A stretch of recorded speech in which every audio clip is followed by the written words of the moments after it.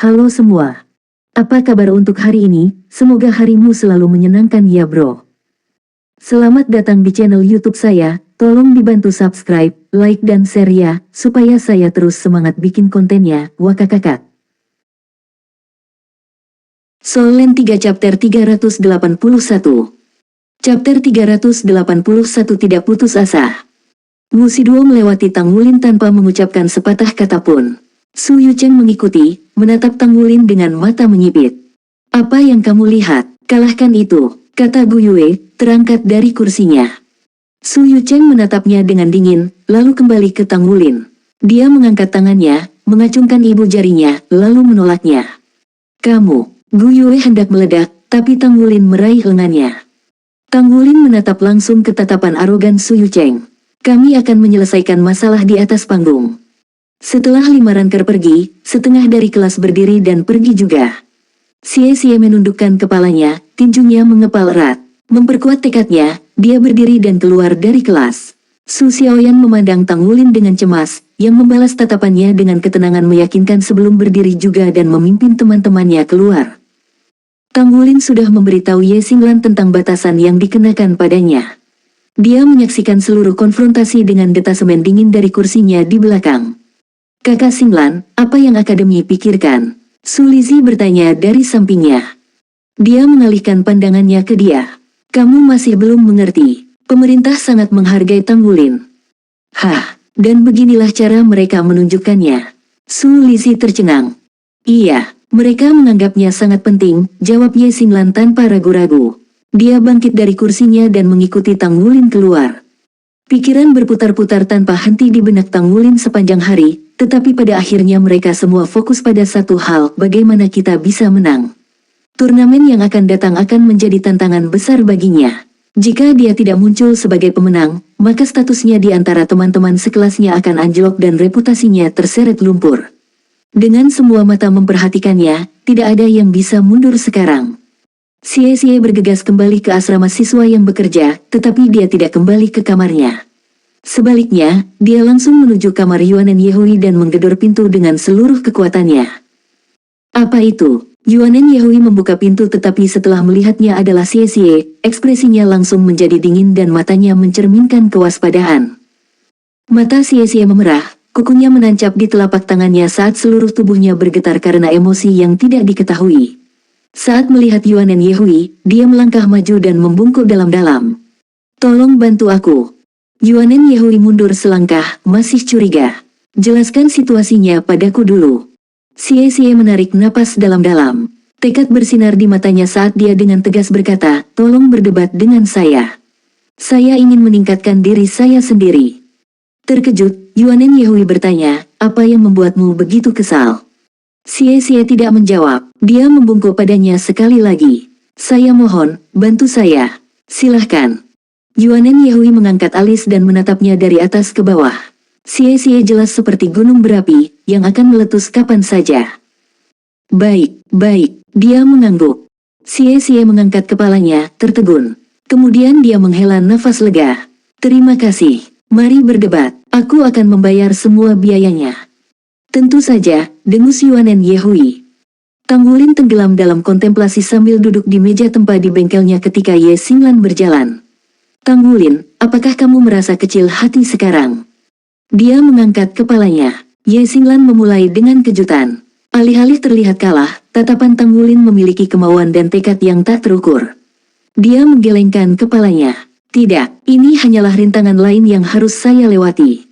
Ketika jiwa bela diri saya terbangun, itu adalah rumput Blue Silver, dan saya hanya memiliki kekuatan jiwa bawaan peringkat 3. Keluarga saya sangat normal dan tidak punya uang untuk mendukung kultivasi saya. Saya mulai pandai besi pada usia 6 tahun untuk mendapatkan cukup uang untuk jiwa roh 10 tahun, tetapi kemudian anggota staf pagoda roh memberitahu saya bahwa saya hanya bisa membeli undian jiwa roh secara acak. Dari hasil undian itulah saya mendapat Gold Song. Apakah Anda tahu apa yang dikatakan anggota staf kepada saya saat itu? Dia mengatakan Gold Song adalah jiwa roh yang rusak. Tidak ada yang punya harapan untukku. Bahkan orang tua saya mencoba menghalangi saya untuk berjalan di jalur seorang guru jiwa. Mereka ingin saya fokus pada pandai besi. Aku memiliki kekuatan dewa bawaan, jadi mereka pikir menjadi pandai besi biasa cocok untukku.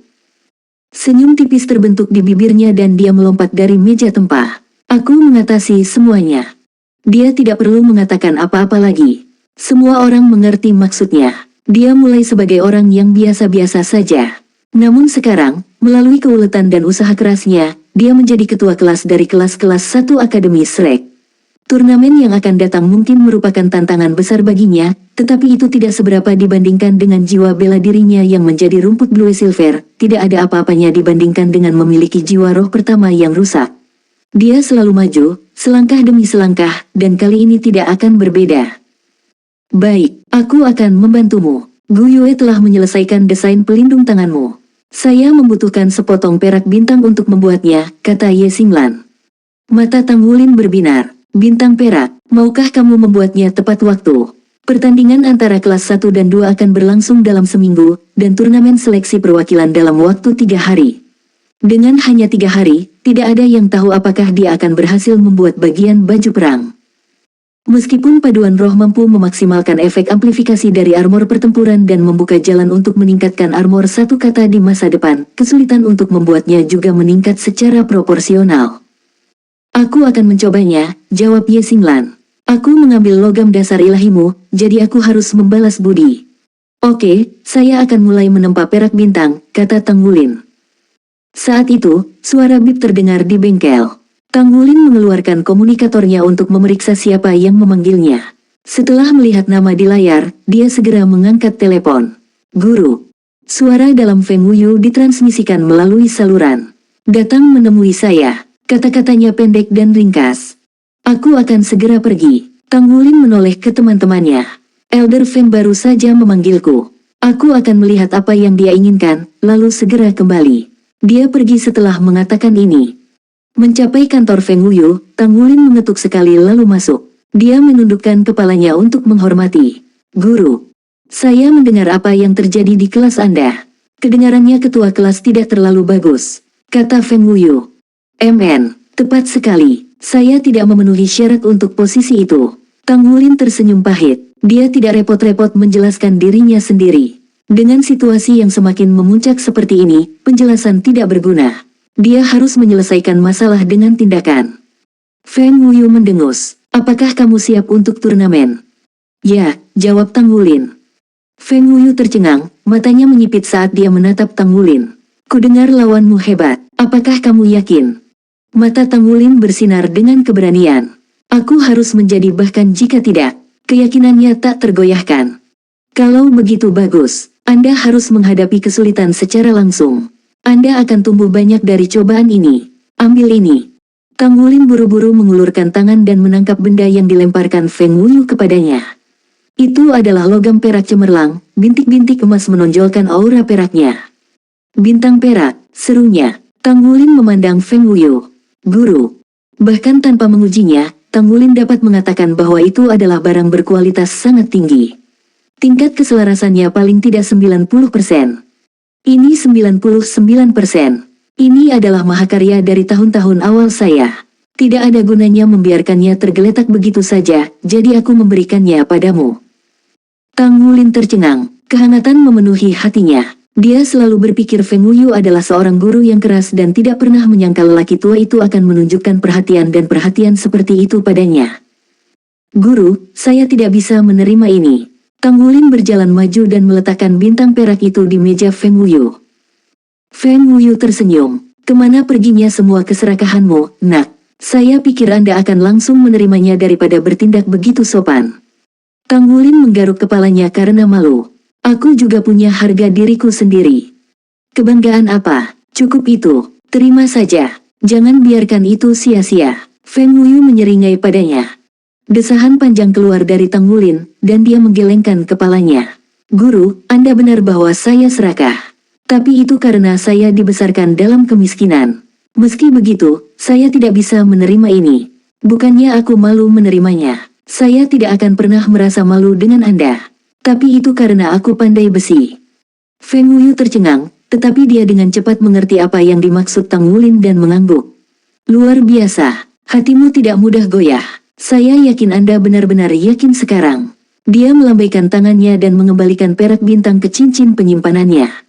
Untuk membuat baju besi pertempuran terbaik, seseorang harus terlibat dalam proses pembuatan terlepas dari apakah itu sebagai pandai besi, perancang, pembuat, atau mekanik. Feng Wuyu memahami makna di balik kata-kata Tang Wulin. Dia ingin menciptakan baju besi perang terbesar untuk dirinya sendiri, jadi dia harus menjadi orang yang menempa logam dengan tangannya sendiri. Soul Land 3 Chapter 382. Chapter 382 Taruhan Kecil. Saya baru saja akan mencoba menempa perak bintang ketika Anda menelepon, Guru. Desain gauntlet kanan armor tempur satu kata milikku sudah selesai, jadi sekarang aku hanya perlu sepotong Star Silver berkualitas tinggi untuk memalsukannya. Akan sangat membantu saya jika Anda memiliki besi bintang bagus yang bisa saya gunakan. Saya tidak akan meminta banyak. Sebanyak besi bintang seperti kepingan perak bintang yang ingin Anda berikan kepada saya akan sangat dihargai, kata Tang Wulin, senyum terbentuk di bibirnya. Keluar dari sini. Feng Wuyu nyaris tidak menahan dorongan untuk menendang Tang Wulin keluar ruangan. Dia telah membagikan beberapa kata pujian, namun muridnya tidak puas dengan itu. Tang Wulin tertawa. Aku tahu kamu memilikinya, bukan? Saya berani bertaruh tidak banyak pandai besi di seluruh dunia dengan simpanan lebih besar dari Anda. Apakah benar-benar ada kebutuhan untuk menjadi pelit dengan saya? Tolong serahkan saja. Siapa yang pelit di sini? Kemarahan Feng Wuyu menghilang di hadapan senyum cerah Tang Wulin. Dia mengambil beberapa besi bintang dan meletakkannya di atas mejanya. Saya tidak punya lagi, ambil dan pergi. Sebelum saya marah. Feng Wuyu melambaikan tangannya untuk memecat. Tang Wulin terkikik melihat pengunduran diri gurunya. Kapan kamu akan mengajariku cara menempa paduan 3 logam? Feng Wuyu menatapnya dari atas ke bawah. Kamu bahkan belum menguasai jalan, dan sekarang kamu ingin belajar lari. Tunggu sampai Anda dapat menempa 10 paduan 2 logam yang berbeda, kemurnian semangat secara konsisten, dan menempa logam dasar ilahi. Kemudian kita akan berbicara tentang paduan 3 logam. Oh. Aku masih jauh dari itu. Tang Wulin menghela nafas, kepalanya terkulai. Dia berjalan ke pintu, bergumam pada dirinya sendiri, saya masih memiliki 2 dari 3 gol yang harus diselesaikan. Ini akan membutuhkan setidaknya 1 tahun untuk melakukan 2 lainnya. Tunggu sebentar, Feng Wuyu berteriak ketika dia mendengar apa yang bergumam Tang Wulin. Hah, apakah ada yang lain? Tang Wulin melihat ke belakang. Kamu bilang kamu hanya punya 2 gol lagi. Yang mana yang kamu selesaikan? Feng Wuyu menatap Tang Wulin dengan mata terbelalak. Mustahil. Memintanya untuk memenuhi 3 tujuan itu sangat kasar. Bahkan aku tidak bisa menyelesaikan semuanya sampai aku mencapai peringkat ke-6. Feng Wuyu menetapkan 3 persyaratan itu dalam upaya untuk lebih menekan Tang Wulin. Dari ketiganya, belajar menempa 10 paduan 2 logam yang berbeda dan menjadi terampil dalam pemurnian roh cukup mudah untuk dikuasai dan akan datang secara alami seiring waktu. Tang Wulin pernah berhasil sekali dalam pemurnian roh, tetapi dia belum mempraktikkannya sejak kesuksesan pertamanya.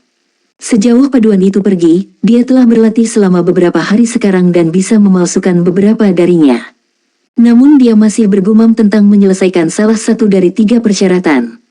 Feng Wuyu bahkan tidak pernah mempertimbangkan kemungkinan bahwa Tang Wulin telah memalsukan logam dasar dewa. Seorang pandai besi peringkat 6 hanya memiliki sedikit kesempatan untuk berhasil, dan bahkan seorang pandai besi suci harus lebih mengandalkan keberuntungan daripada keterampilan untuk menempa paduan fondasi dewa 2 logam. Seorang pandai besi peringkat 5 pemula yang berhasil belum pernah terdengar. Tang Wulin menyeringai, tetapi tetap diam. Feng Wuyu melemparkan sedikit besi ke kepala Tang Wulin. Untuk apa kamu tersenyum? Katakan padaku sebelum aku mengalahkanmu. Yang mana yang sudah kamu selesaikan? Apakah Anda menyelinap ke Muchen untuk mempelajari cara menempa lebih banyak paduan? Atau apakah Anda diam-diam berlatih pemurnian roh? Tidak mungkin Anda melakukan semua itu dengan sedikit waktu yang Anda miliki. Mengapa saya tidak bisa menempa logam dasar dewa? Kata-kata Tang Wulin meneteskan sikap merendahkan. Feng Wuyu memutar matanya dan mendengus. Mungkin dalam mimpimu, tapi ini kenyataan. Bangun dan beritahu aku. Atau apakah itu tidak sakit? Tang Wulin tampak bersalah. Tentu saja sakit. Bagaimana kalau kita bertaruh? Jika saya berhasil menempa logam dasar dewa. Feng Wuyu memelototinya. Masih berbicara tentang logam dasar dewa. Apakah Anda ingin benjolan lagi di kepala Anda? Guru, kamu tidak boleh menggertak anak-anak. Tidak mungkin aku bisa melawanmu. Bagaimana dengan ini? Jika saya memenangkan taruhan, Anda memberi saya 20.000 poin kontribusi. Saya dihukum untuk pertarungan terakhir kali dan saya perlu melunasi beberapa hutang. Tetapi masalahnya, berkultivasi dan pandai besi menghabiskan seluruh waktu saya sehingga saya tidak bisa mendapatkan lebih banyak poin. Bagaimana jika akademi mengeluarkan saya karena saya tidak membayar denda? Feng Wuyu menahan tawanya karena muridnya yang berlebihan, dan memaksa wajahnya menjadi ekspresi serius. Simpan itu, Anda telah berhasil menempa lebih dari satu paduan. 20.000 poin tidak ada artinya jika Anda menjual sebagian. Selain itu, Anda adalah murid saya. Apa menurutmu akademi akan berani mengeluarkanmu? Jika kamu terlalu takut untuk bertaruh denganku, maka aku akan pergi ke Grand Teacher. Tang Wulin berbalik untuk pergi. Sekarang tunggu sebentar, siapa bilang aku terlalu takut? Kamu anak nakal, apakah kamu benar-benar berpikir bahwa Zuo si tua yang pikun memiliki lebih banyak nyali dariku? Baik, saya menerima taruhan Anda. Mari kita lihat apakah Anda benar-benar dapat menempa logam dasar ilahi. Tapi yang pertama, apa yang saya dapatkan jika saya menang? Huff, Anda berani menanyai saya. Mari kita lihat apa yang dapat Anda lakukan. Senyum Tang Wulin memiliki karakter predator yang akan menerkam. Guru, saya akan melakukan apapun yang Anda inginkan jika Anda menang. Feng Wuyu memikirkannya sejenak sebelum berkata, baiklah. Jika saya menang, saya mendapatkan semua yang Anda tempa dalam 3 bulan ke depan. Itu jumlah yang sangat besar. Bahkan dengan tingkat keberhasilan Tang Wulin saat ini, jumlah paduan yang bisa dia tempa dalam 3 bulan jelas melebihi 20.000 poin kontribusi. Sepakat. Tang Wulin tahu bahwa kemenangannya sudah pasti. Taruhannya tidak penting. Keyakinan yang ditunjukkan Tang Wulin mulai membuat Feng Wuyu bingung. Nak, apakah kamu benar-benar menempa logam dasar ilahi? Mengikuti. Tang Wulin tersenyum bangga dan dia berbalik untuk pergi. Feng Wuyu mengikuti Tang Wulin kembali ke bengkelnya. Keraguan, keingintahuan, dan kegembiraan bercampur dan tumbuh di setiap langkah. Di dalam bengkel, Gu Yue, Su Lizhi, Ye Xinglan, dan Su Xiaoyan sedang mendiskusikan desain baju besi pertempuran mereka. Ketika mereka melihat Feng Wuyu berjalan di belakang Tang Wulin, mereka langsung berdiri. Di mana itu? Feng Wuyu mengamati bengkel itu.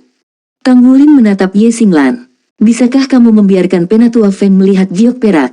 Dia bisa membantu menilai itu.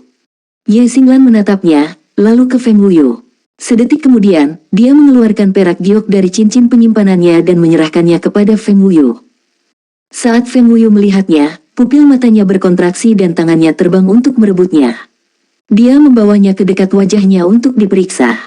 Dia menatap cahaya perak giok yang lembut dari logam untuk waktu yang lama, sebelum akhirnya menyerahkannya kembali. Dia menoleh ke Tang Wulin. Kamu benar-benar menempa logam dasar ilahi. Tanpa sepatah kata pun, dia berbalik dan pergi. Dari awal hingga akhir, wajahnya tidak menunjukkan emosi. Guru, Anda lihat, Tang Wulin cepat-cepat mengikuti. Feng Wuyu meliriknya. Saya akan mengirimkan poinnya. Kemudian dia mendorong pintu bengkel terbuka dan pergi, membiarkannya tertutup rapat di belakangnya. Setelah pintu ditutup di belakang Feng Wuyu, Tang Wulin menoleh ke teman-temannya dan membuat tanda kemenangan dengan tangannya. Apa yang sedang terjadi? Gu Yue bertanya. Tang Wulin tersenyum nakal. Tidak ada, saya baru saja bertaruh dengannya. Taruhan kecil, tidak ada yang perlu dikhawatirkan. Saat Feng Wuyu keluar dari bengkel Tang Wulin, wajahnya berkerut karena kesal. Anak itu benar-benar menangkapku. Kemudian wajahnya melembut menjadi senyuman puas. Tapi itu bagus bahwa dia tahu bagaimana menarik orang. Dia menggelengkan kepalanya dan terkekeh. Nak, kamu benar-benar memberiku kejutan yang menyenangkan. 3 hari kemudian di kelas 1 kelas, Shen Yi mengumumkan dari belakang mimbar, untuk memeriksa kemampuan tempur Anda sepenuhnya, Guru Wu dan saya telah memutuskan turnamen seleksi kami untuk diputuskan melalui pertarungan nyata. Sekarang, ayo pergi. Para siswa menatap kosong padanya. Bukankah kita harus bertarung di ruang virtual? Kita bisa terluka dalam pertempuran langsung. Soul Land 3 Chapter 383. Chapter 383 Turnamen Seleksi. Bisikan hening pecah di kelas dan tatapan semua orang beralih ke Tang Wulin dan teman-temannya. Dia adalah ketua kelas, perwakilan dari seluruh siswa kelas 1, namun kelima orang peringkat telah bergandengan tangan untuk merebutnya. Bagi akademi, ini adalah turnamen sederhana. Namun, bagi Tanggulin, 5 peringkat, dan sisa kelas 1, hasil turnamen seleksi akan menentukan narasi kelas sejak saat itu. Tanggulin duduk di depan, wajahnya adalah topeng ketidakpedulian. Di sisinya, Gu Yue memasang ekspresi serupa. Tidak ada yang peduli dengan pengumuman itu sama sekali. Luo Guixing menggunakan senyum sopan standarnya. Namun, ketika dia melihat Wu Shiduo, percakapan diam-diam terjadi di antara mereka. Yang Nianxia bermalas-malasan di kursinya. Su Yucheng tampak muram seperti biasanya, berbeda dari Luo Guixing seperti siang dan malam. Zheng Yiran memelototi Tanggulin, tatapannya seperti predator yang akan melahapnya secara utuh. "Ayo pergi," kata Shen Yi. Semuanya berdiri. Tanggulin berteriak. Terlepas dari betapa gentingnya posisinya saat ini, dia tetap melakukan tugasnya sebagai ketua kelas. Seluruh kelas yang terdiri dari 103 siswa berdiri dan berjalan keluar secara berurutan. Semua orang sangat bersemangat, sangat ingin menyaksikan pertempuran antara naga dan harimau. Bagi sebagian besar siswa, tidak masalah siapa yang menang. Persaingan untuk memilih ketua kelas berbeda karena mungkin untuk menghindari menghadapi musuh yang kuat. Turnamen ini, di sisi lain, akan menjadi bentrokan langsung antara raksasa. Siapapun yang menang akan membawa panji kelas mereka. Ye Xinglan mengikuti di belakang barisan, kulitnya sangat pucat. Dia bahkan membutuhkan bantuan Su Lizhi untuk berjalan mantap. Namun, dibandingkan dengan kondisinya yang lemah, matanya bersinar karena kegembiraan. "Kakak Xinglan, jangan pergi. Kamu harus istirahat. Aku bisa pergi meminta cuti untukmu," Su Lizhi berkata dengan lembut. Ye Xinglan langsung berbalik ke arahnya dengan api di silau. "Gendut, jangan buat kami kehilangan muka karena pengadilan dalam." Su Lizhi tertegun. Kata-katanya menusuknya. Yang bisa dia lakukan hanyalah tersenyum. "Baiklah kalau begitu. Akademi Shrek memiliki fasilitas sparring paling canggih. Siswa dapat menggunakannya dengan membayar sejumlah biaya. Manfaat utama dari arena ini adalah bahwa ia terisolasi dan mencegah energi menjadi liar. Seorang master jiwa tipe penyembuhan 7 cincin juga selalu memantau fasilitas. Saat seorang peserta mengalami cedera yang sangat parah, anggota staf akan mengeluarkan orang tersebut dari arena dan merawat luka mereka. Untuk beberapa alasan, ketika kelas 1 memasuki fasilitas itu, mereka hanya melihat satu orang. Kecantikan murni dan elegan berdiri di atas panggung, rambut hijau panjang mengalir di punggungnya. Dengan sosok ramping dan kulit cerah penuh kehidupan, dia tampaknya berusia 30-an. Shen Yi dan Wu Zhangkong dengan cepat berjalan begitu mereka melihatnya dan membungkuk. "Yang mulia, tolong, tidak perlu berpegang pada etiket." Wanita itu tersenyum lembut pada mereka, mengisi ruangan dengan kehangatan yang nyaman. Tanggulin terkejut. Dia berdiri di depan barisan, jadi dia telah mendengar bagaimana gurunya memanggil wanita itu. "Yang mulia, hanya Douluos yang berjudul disebut seperti itu." Wanita cantik ini berjuluk Douluo. Tanggulin selanjutnya dikejutkan oleh rasa hormat di mata Wu Zhangkong yang biasanya sedingin es. Hanya itu yang diperlukan untuk meyakinkan Tanggulin. Wanita ini adalah Douluo yang sangat kuat. Berapa banyak judul Douluos yang dimiliki Shrek? Semuanya, beri penghormatan kepada Roh Kudus Douluo yang terhormat, perintah Wu Zhangkong. "Salam, Yang Mulia." Tanggulin melangkah maju dan membungkuk. Teman sekelasnya yang lain membungkuk sedetik kemudian. "Roh Kudus Douluo, wow, gelarnya sangat keren." Roh Kudus Douluo memandang dengan baik hati mereka. "Anda datang ke arena untuk membandingkan nada, tetapi Anda juga perlu menunjukkan kekuatan Anda dan merangsang potensi Anda. Baiklah, cukup. Aku akan menyerahkan kalian semua pada pertandingan kalian." Dia kemudian melayang ke udara, melayang menuju kursi tinggi di pinggir arena. Wu Zhangkong berbalik menghadap para siswa, wajahnya kaku.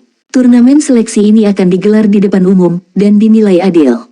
Ada 17 tim, jadi pertandingan akan ditentukan melalui undian. Satu tim akan mendapatkan umpan. Ini akan menjadi turnamen knockout. Siapapun pemenangnya hari ini akan mewakili kelas kita melawan kelas 2 dalam 4 hari. Perwakilan dari 4 profesi akan menjadi anggota dewan kelas. Mari kita mulai. Tanggulin naik dan menarik undiannya. Tempat kosong telah ditarik oleh tim Tanggulin. Dia menatap tongkat itu dengan tatapan kosong. Setelah turun dari panggung, Tanggulin duduk bersila, ekspresinya benar-benar tenang. Teman-temannya duduk di sampingnya, semuanya bermeditasi bersama. Akademi Shrek memenuhi reputasinya. Bahkan ronde pertama pertempuran berlangsung sengit, setiap peserta berjuang keras untuk menjadi yang paling cemerlang. The Holy Light Douluo bertindak sebagai wasit turnamen hari ini. Dia akan bergerak ketika pemenangnya muncul, atau seseorang berada dalam kesulitan. Dengan lambaian tangannya yang sederhana, cahaya akan turun ke arena dan menghentikan pertandingan. Yang benar-benar membuat semua orang kagum adalah kemampuan penyembuhannya. Pada saat pertandingan berikutnya dimulai, para peserta pertandingan sebelumnya sudah dalam kondisi sempurna. 8 pertandingan babak pertama membutuhkan waktu sekitar 1 jam untuk menyelesaikannya. Tim Luo Guixing melewati pertarungan mereka saat lawan mereka segera kalah. Meskipun mereka tidak melakukan operan, hasilnya sama. Pada undian kedua, tim Luo Guixing menggambar tanah kosong. Wajah semua orang mengerut tak percaya saat mereka mulai memahami apa yang sedang terjadi. Mempertimbangkan bahwa tim Tangwulin telah menarik lot kosong terlebih dahulu kemudian tim Luo Guixing, turnamen tersebut jelas-jelas dicurangi sehingga kedua tim hanya akan saling berhadapan di final. Turnamen tersebut menuntut tim yang terdiri dari sedikitnya 5 orang, jadi Tangwulin, Bu Yue, Xie Xie, Su Xiaoyan, dan Su Lizi naik ke atas panggung. Mereka memiliki pertandingan pertama di babak kedua. Lawan mereka adalah tim yang berhasil memenangkan babak pertama, meski hanya pas-pasan. Mereka mengerti seberapa besar jarak antara mereka dan tim Tangwulin. Tangwulin mengendalikan aliran pertempuran dan bertugas sebagai barisan depan, Xie Xie berdiri siap di medan perang menunggu celah, dan Bu Yue memberikan kendali jarak jauh. Mereka meraih kemenangan tanpa banyak usaha. Chapter kedua selesai 2 kali lebih cepat dari yang pertama. 9 tim tertinggal menjadi 5, dan babak ketiga dimulai. Kami menyerah. Kita kalah. Kehilangan. Bahkan sebelum pertandingan babak ketiga dimulai, 3 tim lainnya kalah.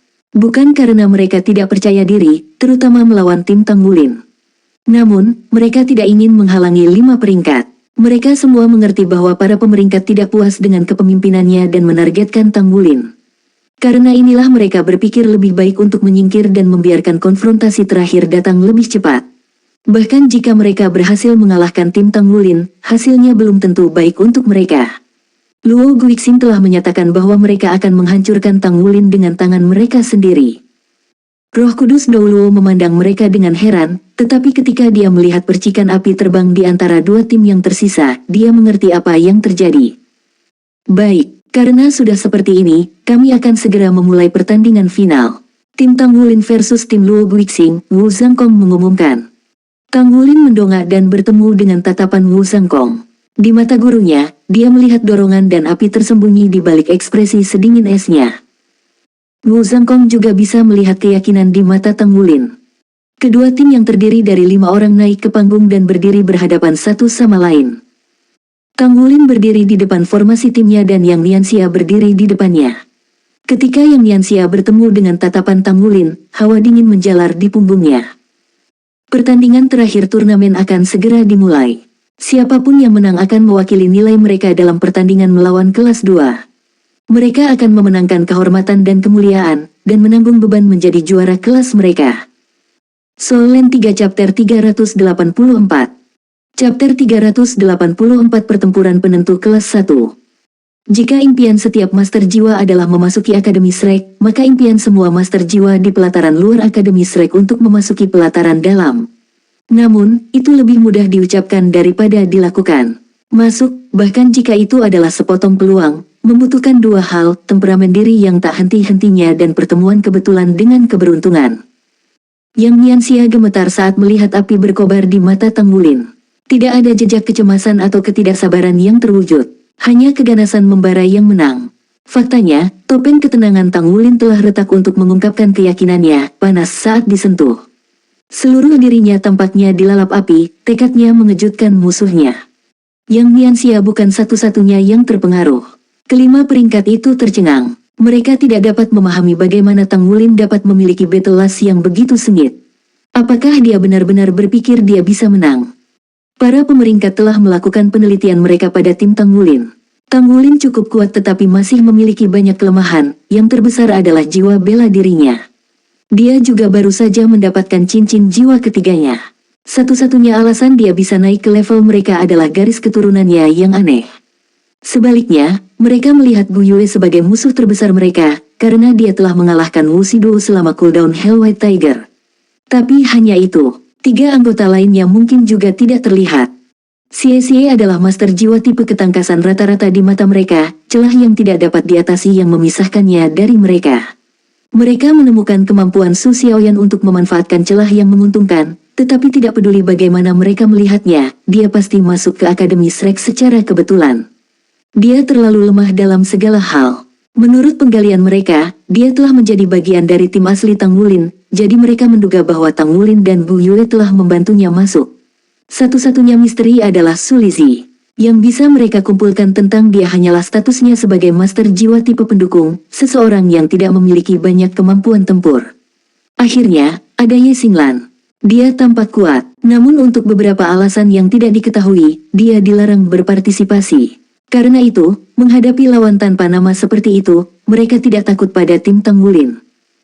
Namun, semangat juang yang ditampilkan Tang Wulin membingungkan. Apakah dia benar-benar berpikir mereka bisa menang? Bahkan melawan harimau putih neraka Wuxi Duo. Siap-siap, saya akan memulai hitungan mundur 5 detik. Nada dingin Wu Zhangkong turun seperti seember air es di atas kepala 5 ranker. Jadi bagaimana jika dia memiliki semangat juang? Itu bukan apa-apa di hadapan kekuatan sejati. Masing-masing nama mereka terukir di peringkat pemuda jenius. Selain itu, Wuxi Duo adalah seorang super jenius yang masuk 10 besar di 13 termuda dalam sejarah. Tidak ada orang lain yang bisa dibandingkan dengannya di usianya. Dia memiliki 4 cincin jiwa dan jiwa bela diri kembar. Dia adalah bintang yang mempesona di Akademi Shrek yang ditakdirkan untuk memasuki pelataran inti.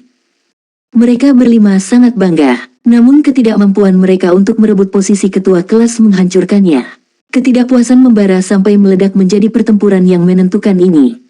Tang Wulin cukup kuat, tapi tidak sekuat Bu Yue menurut evaluasi mereka. Tetapi bahkan Bu Yue tidak memasuki mata mereka. Dengan tingkat kultivasinya, mereka menolak untuk percaya dia bisa menangani mereka berlima bersama. Paling banter, dia bisa berdiri berhadapan dengan Luo Guixing. Kelima peringkat percaya bahwa kekuatan sejati Tang Wulin terletak pada keterampilan pandai besi. Alasan mereka tidak memberontak terhadapnya pada awalnya justru karena ini. Pandai besi berbakat seperti itu sulit didapat, dan mereka tidak mampu merusak hubungan mereka dengannya. Namun, konflik muncul antara Tang Wulin, Luo Guixing, dan Wuxi Duo. Mereka menganggap idenya terlalu tidak praktis, jadi sementara yang Nianxia tidak bisa dibandingkan dengan Tang Wulin, dia sudah cukup untuk kebutuhan mereka. Sampai pada kesimpulan ini, mereka tidak lagi peduli untuk menyeberangi Tang Wulin.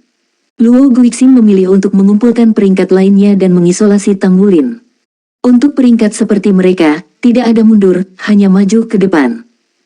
5, 4, 3, 2, 1, Wu Zhangkong mengumumkan. 3 cincin jiwa ungu muncul di sekitar Tang Wulin, rumput blue silver berkerumun dari tanah di dekat kakinya. Rerumputan merayap ke depan dan membentuk perisai pelindung di sekitar rekan-rekannya. Rekan satu timnya lainnya memanggil jiwa bela diri mereka juga, cincin jiwa berkilauan muncul di sekitar mereka satu persatu. Yang mengejutkan para penonton, Su Xiaoyan sekarang memiliki cincin jiwa ungu di samping 2 cincin kuning.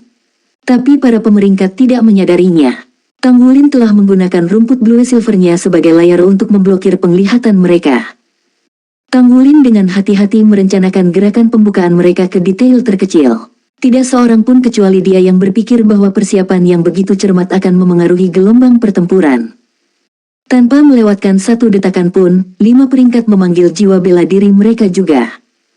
Ketika Wuxi Duo dan Su Yucheng mengungkapkan 4 cincin jiwa, bahkan Roh Kudus Douluo tercengang. 4 cincin jiwa tidak berarti apa-apa baginya, tetapi itu merupakan pencapaian yang mencengangkan bagi anak berusia 13 tahun. Bahkan Akademi Shrek, akademi nomor 1 di benua itu, hanya memiliki sedikit bakat seperti mereka. Mulai, teriakan Wu Zhangkong menandai dimulainya pertarungan kelas 1 untuk mendapatkan supremasi.